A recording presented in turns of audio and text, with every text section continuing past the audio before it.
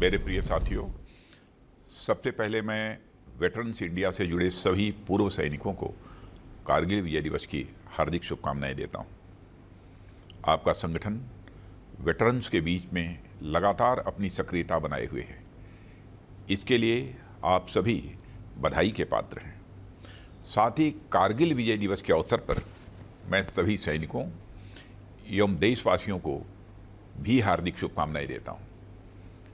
कारगिल विजय दिवस केवल एक दिन नहीं है, बल्कि इस देश के सैनिकों के पराक्रम और शौर्य का यह विजयोत्सव है।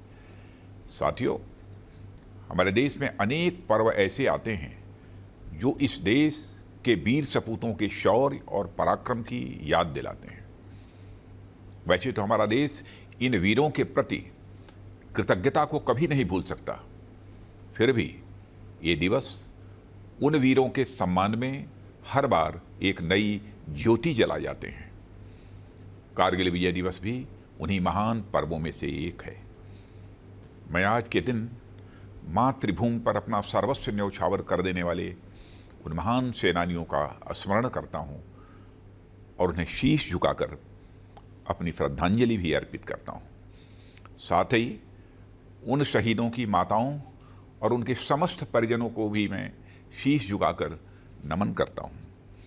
मैं उन बहादुर सैनिकों के प्रति भी अपनी कृतज्ञता प्रकट करता हूं जो युद्ध में घायल हो गए और किसी प्रकार की शारीरिक अक्षमता से घिर गए। पर हमारा सौभाग्य है कि वे आज भी हमारे बीच हैं और सेना सहित समाज को भी प्रेरित कर रहे हैं। साथियों, 21 वर्ष पहले कारगिल की बर्फीली चोटियों पर हुई हमारी विजय को आज पूरा देश एक साथ याद कर रहा है। उन वीरों की याद और उनके सम्मान में जगह जगह पर कारगिल विजय दिवस मनाया जा रहा है। अनेक कार्यक्रम आयोजित किए जा रहे हैं। यह सभी कार्यक्रम विपरीत परिस्थितियों में हमारी सेनाओं द्वारा युद्ध जीतने की खुशी की याद में तो हैं ही, साथ ही यह भारत देश की जनता के लिए एक महान प्रेरणा के स्रोत भी हैं। साथियों, यह विजय दिवस किसी भूभाग विशेष को जीत लेने या उसे बचाए रखने भर की याद तक सीमित नहीं है। यह दिवस देशों के बीच हुई गोलीबारी और बारूदी युद्ध में हमारी विजय की याद तक ही सीमित नहीं है, बल्कि यह दिवस हमारे देश के त्याग, बलिदान, साहस, समर्पण, शौर्य और संकल्प की महान परंपरा की एक महान कड़ी के रूप में दर्ज है।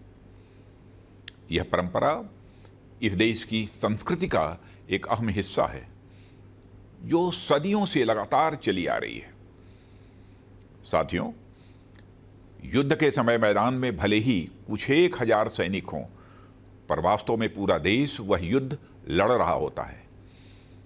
सभी देशवासियों की आशाएं, आकांक्षाएं और इच्छाएं एक साथ आकर अपने राष्ट्र की जीत पर ठहर जाती हैं।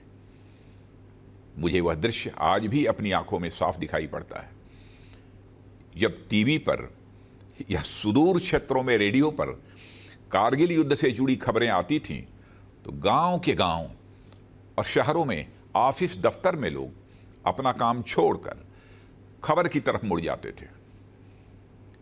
देश के बच्चे बच्चे को कारगिल, द्रास, टाइगर हिल जैसे नाम रट गए थे।